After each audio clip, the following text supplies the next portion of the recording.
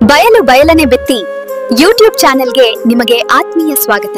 ಬಯಲು ಬಯಲನೆ ಬಿತ್ತಿ ಯೂಟ್ಯೂಬ್ ಚಾನೆಲ್ನಲ್ಲಿ ಸಾವಯವ ಕೃಷಿ, ವಚನ ಸಾಹಿತ್ಯ ಪ್ರಚಾರ ಮತ್ತು ಸಾಮಾಜಿಕ ಅಭಿವೃದ್ಧಿಗೆ ಪೂರಕ ವಿಚಾರಗಳನ್ನ ಪ್ರಸಾರ ಮಾಡ್ತೀವಿ. ಸದಾಕಾಲ ನಿಮ್ಮ ಬೆಂಬಲ ಹಾಗೂ ಪ್ರೋತ್ಸಾಹ ಇರಲಿ.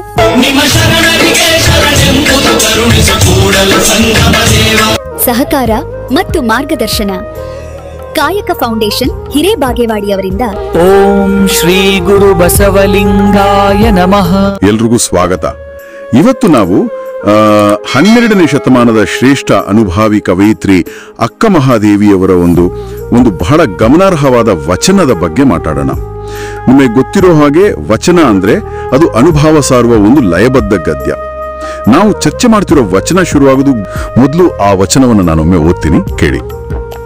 ಚಂದನವ ಕಡಿದು ಕೊರೆದು ತೇದಡೆ ನೊಂದೆನೆಂದು ಕಂಪ ಬಿಟ್ಟಿತ್ತೆ, ತಂದು ಸುವರ್ಣವ ಕಡಿದೊರೆದಡೆ ಬೆಂದು ಕಳಂಕ ಹಿಡಿಯುತ್ತೆ, ಸಂದು ಸಂದು ಕಡಿದ ಕಬ್ಬನು ತಂದು ಗಾಣದಲ್ಲಿಕ್ಕಿ ಅರೆದಡೆ ಬೆಂದು ಪಾಕಗೂಡದೆ ಸಕ್ಕರೆಯಾಗಿ ನೊಂದೆದೆಂದು ಸಿಹಿಯ ಬಿಟ್ಟಿತ್ತೆ, ನಾ ಹಿಂದೆ ಮಾಡಿದ ಹೀನಂಗಳೆಲ್ಲವ ತಂದು ಮುಂದಿಳುಹಲು ನಿಮಗೇ ಹಾನಿ ಎನ್ನ ತಂದೆ ಚನ್ನಮಲ್ಲಿಕಾರ್ಜುನಯ್ಯ, ನೀ ಕೊಂದಡೆಯೂ ಶರಣೆಂಬುದ ಮಾಣೆ.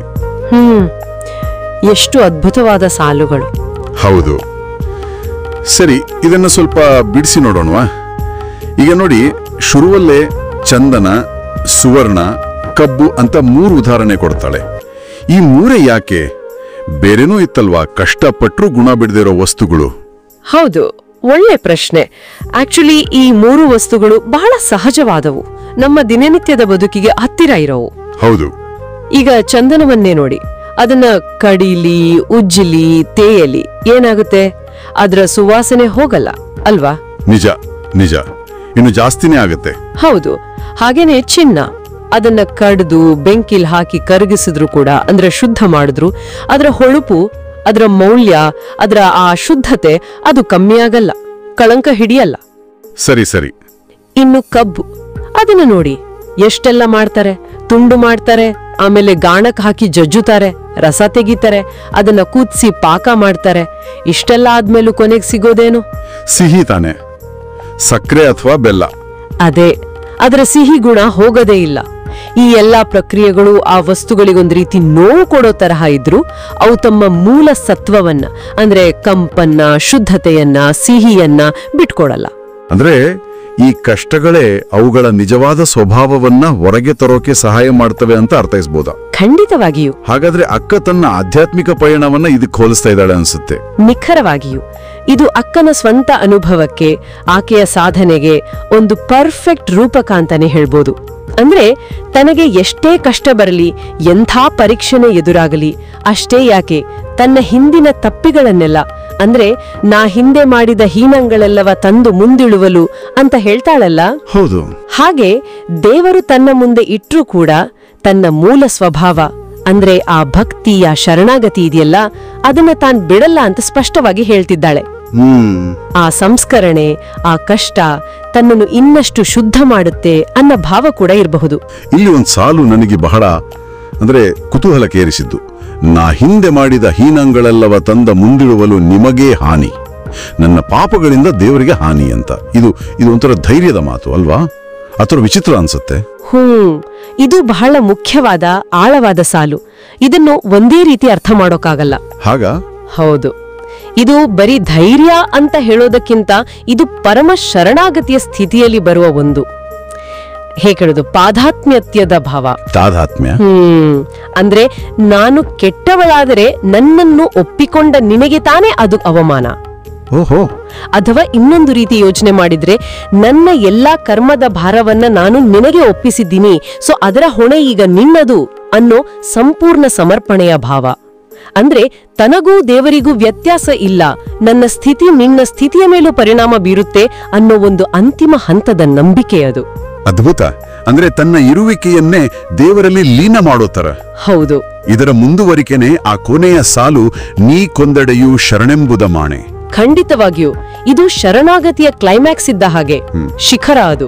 ಫಲಿತಾಂಶ ಏನೇ ಇರ್ಲಿ, ದೇವರು ಸುಖ ಕೊಡ್ಲಿ, ದುಃಖ ಕೊಡ್ಲಿ, ನೋವು, ಅವಮಾನ, ಕೊನೆಗೆ ಸಾವನ್ನೇ ಕೊಡ್ಲಿ, ನೀ ಕೊಂದಡೆಯು ತನ್ನ ನಂಬಿಕೆ, ತನ್ನ ಆ ಶರಣು ಭಾವ ಇದೆಯಲ್ಲ, ಅದು ಚೂರು ಬದಲಾಗಲ್ಲ ಅನ್ನೋ ದೃಢ ನಿಶ್ಚಯ. ಸರಿ. ಮತ್ತೆ ನೋಡಿ, ದೇವರನ್ನ ಎನ್ನ ತಂದೆ ಅಂತ ಕರೆಯೋದು. ಹೌದು, ಎನ್ನ ತಂದೆ ಚೆನ್ನಮಲ್ಲಿಕಾರ್ಜುನಯ್ಯ. ಅದರಲ್ಲಿ ಎಷ್ಟು ಆಪ್ತತೆ, ಎಷ್ಟು ನಂಬಿಕೆ, ಅವಲಂಬನೆ ಎಲ್ಲವೂ ಕಾಣಿಸುತ್ತೆ. ತಂದೆ ಶಿಕ್ಷೆ ಕೊಟ್ರು ಮಗು ತಂದೆಯನ್ನ ಬಿಟ್ಟು ಹೋಗುತ್ತಾ? ಇಲ್ಲ ಅಲ್ವಾ? ಹಾಗೇನೆ ಆತ ಕೊಡುವ ಶಿಕ್ಷೆಯನ್ನು ತನ್ನ ಒಳ್ಳೆಯದಕ್ಕೆ ಅಂತ ಸ್ವೀಕರಿಸೋ ಮನೋಭಾವ. ಶರಣೆಂಬುದ ಮಾಣೆ ಅಂದ್ರೆ ಶರಣು ಹೇಳೋದನ್ನ ಮಾತ್ರ ನಾನು ನಿಲ್ಸಲ್ಲ ಅನ್ನೋ ಪ್ರತಿಜ್ಞೆ ಇದೆಯಲ್ಲ, ಅದು ಆಕೆಯ ನಿಷ್ಠೆಯ ಆಳವನ್ನ ತೋರಿಸುತ್ತೆ. ಹಾಗಾದ್ರೆ ಈ ಇಡೀ ವಚನದ ಸಾರಾಂಶವನ್ನ ಹೀಗೆ ಹೇಳ್ಬೋದಾ? ಕಷ್ಟಗಳನ್ನ ಫೇಸ್ ಮಾಡ್ತಾ, ನೋವನ್ನ ಅನುಭವಿಸ್ತಾನೆ, ತನ್ನ ಭಕ್ತಿಯನ್ನ, ತನ್ನ ಶರಣಾಗತಿಯನ್ನ ಇನ್ನೂ ಸ್ಟ್ರಾಂಗ್ ಮಾಡ್ಕೊಳ್ಳೋದು, ಪರೀಕ್ಷೆಗಳ ಮೂಲಕವೇ ಪವಿತ್ರ ಆಗೋದು. ಹೌದು ಹೌದು, ಅದನ್ನ ಒಂದು ಮುಖ್ಯವಾದ ಆಶಯ ಅಂತ ಖಂಡಿತ ಹೇಳಬಹುದು. ಅಕ್ಕನ ಪ್ರಕಾರ ಕಷ್ಟಗಳು, ಪರೀಕ್ಷೆಗಳು ಅವಳನ್ನ ಕುಗ್ಗಿಸೋಕಲ್ಲ, ಬದಲಿಗೆ ಅವಳ ಭಕ್ತಿಯನ್ನ ಟೆಸ್ಟ್ ಮಾಡಿ ಅವಳನ್ನ ಶುದ್ಧೀಕರಿಸಿ ಪಕ್ವಗೊಳಿಸೋ ಮಾರ್ಗಗಳು ಅವು. ಚಂದನ, ಚಿನ್ನ, ಕಬ್ಬು ಹೇಗೆ ತಮ್ಮ ಮೂಲ ಗುಣ ಬಿಡಲ್ವೋ, ಹಾಗೆ ತಾನೂ ಕೂಡ ಎಲ್ಲಾ ನೋವು, ಸಂಸ್ಕರಣೆಗಳನ್ನ ಎದುರಿಸಿ ತನ್ನ ನಿಜವಾದ ಭಕ್ತಿ ಸ್ವರೂಪವನ್ನ, ಆ ಚನ್ನಮಲ್ಲಿಕಾರ್ಜುನನಲ್ಲಿ ಇಟ್ಟಿರೋ ಅಚಲವಾದ ನಂಬಿಕೆಯನ್ನ ಕಾಪಾಡ್ಕೋತೀನಿ ಅನ್ನೋ ದೃಢ ಸಂಕಲ್ಪ ಇದು. ಒಟ್ಟಾರೆಯಾಗಿ ಹೇಳೋದಾದ್ರೆ, ಅಕ್ಕ ಮಹಾದೇವಿಯ ಈ ವಚನ ಕಷ್ಟಗಳ ಮಧ್ಯದಲ್ಲೂ ಅಲುಗಾಡದ ಭಕ್ತಿ, ಎಂಥ ಪರಿಸ್ಥಿತಿ ಬಂದ್ರೂ ತನ್ನ ಮೂಲ ಸತ್ವವನ್ನ ಕಳ್ಕೊಳ್ಳದೆ ದೃಢನಿಷ್ಠೆ, ಮತ್ತೆ ಫಲಿತಾಂಶದ ಬಗ್ಗೆ ಯೋಚನೆನೇ ಇಲ್ಲದ ಸಂಪೂರ್ಣ ಶರಣಾಗತಿಯ ಒಂದು ಬಹಳ ಪವರ್ಫುಲ್ ಚಿತ್ರಣವನ್ನ ಕೊಡುತ್ತೆ ಅಲ್ವಾ? ಹೌದು. ಆ ಚಂದನ, ಸುವರ್ಣ, ಕಬ್ಬಿನಂತ ಸಿಂಪಲ್ ರೂಪಕಗಳ ಮೂಲಕ ಎಷ್ಟು ಆಳವಾದ ಆಧ್ಯಾತ್ಮಿಕ ಸತ್ಯವನ್ನ ಎಷ್ಟು ಸರಳವಾಗಿ ಹೇಳಿದಾಳೆ ನೋಡಿ. ನಿಜ. ಅದೇ ಇದೆಲ್ಲ ಕೇಳಿದಾಗ ಈಗ ಒಂದು ಮುಖ್ಯವಾದ ಪ್ರಶ್ನೆ ಉದ್ಭವಿಸುತ್ತೆ. ಏನ್ ಹೇಳಿ? ಈಗ ನೋಡಿ, ಅಕ್ಕ ತೋರಿಸಿದ ಈ ಪರಮ ಶರಣಾಗತಿಯ ಸ್ಥಿತಿ ಇದೆಯಲ್ಲ, ಅಂದ್ರೆ ತನ್ನನ್ನ ಪೂರ್ತಿಯಾಗಿ ಪ್ರಶ್ನೆನೇ ಇಲ್ಲದೆ, ಯಾವ ಕಂಡೀಷನೂ ಇಲ್ಲದೆ, ಫಲಿತಾಂಶದ ಬಗ್ಗೆನೂ ತಲೆ ಕೆಡಿಸ್ಕೊಳ್ದೆ ದೈವಕ್ಕೆ ಒಪ್ಪಿಸ್ಬಿಡೋದು, ಇದು ಇವತ್ತಿನ ನಮ್ಮ ಅಂದ್ರೆ ಸ್ವಲ್ಪ ಲಾಜಿಕಲ್ ಆಗಿ ಪ್ರಾಕ್ಟಿಕಲ್ ಆಗಿ ಯೋಚನೆ ಮಾಡೋ ಜಗತ್ತಿನಲ್ಲಿ ಎಷ್ಟು ರೆಲೆವೆಂಟ್, ಇದನ್ನ ಹೇಗೆ ಅರ್ಥ ಮಾಡ್ಕೋಬೇಕು? ಒಳ್ಳೆ ಪಾಯಿಂಟ್. ಸ್ವತಃ ದೇವ್ರೆ ಪರೀಕ್ಷೆ ಮಾಡಿದ್ರು, ಕಷ್ಟ ಕೊಟ್ರು, ನೀ ಕೊಂದಡೆಯೋ ಶರಣೆಂಬುದ ಮಾಣೆ ಅನ್ನೋ ಮಟ್ಟದ ಅಚಲವಾದ ನಂಬಿಕೆನ ತಲುಪೋದು, ಅದು ನಿಜವಾಗ್ಲೂ ಸಾಧ್ಯನಾ? ಬಹುಶಃ ಇದ್ರ ಬಗ್ಗೆ ನಾವೆಲ್ಲರೂ ಸ್ವಲ್ಪ ಯೋಚನೆ ಮಾಡ್ಬೇಕೇನೋ. ಖಂಡಿತ ಆಲೋಚಿಸಬೇಕಾದ ವಿಷಯವೇ ಸರಿ.